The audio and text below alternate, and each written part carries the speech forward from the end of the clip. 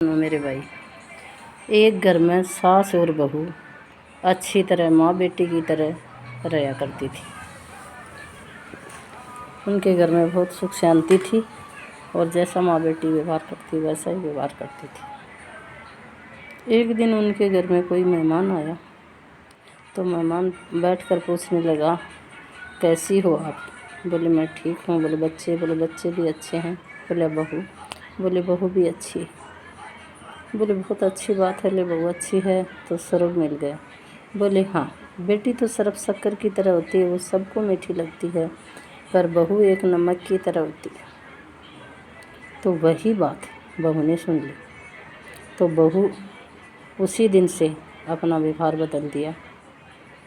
तो सास ने समझ में आई कि इसने ये व्यवहार कैसे बदल दिया।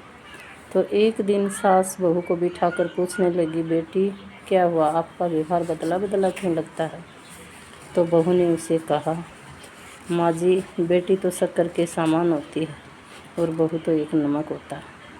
तो सास ने बताया, बेटी मैं आपको बात कही, आपने सुनी, पर आपने वो बात समझी नहीं। मैंने कहा कि बेटी शक्कर की तरह सबको मीठी लगती है और बहू नमक जैसी होती है, पर नमक जिस चीज़ में पड़ता है अगर वो नहीं पड़े तो उस चीज़ का स्वाद नहीं आता। बेटी मैंने दूसरे हिसाब से किया और आपने दूसरे हिसाब से ले लिया है।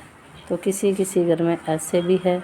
सीखो, वह सास अपनी बहुओं के प्रति अच्छे व्यवहार करते हैं वैसे ही सब लोग करो तो सबका घर अच्छे से चलेगा। मेरा कहना का ये मतलब है, सास बहू नहीं, बेटी माँ बेटी बनकर रहो, इससे अच्छा कुछ नहीं।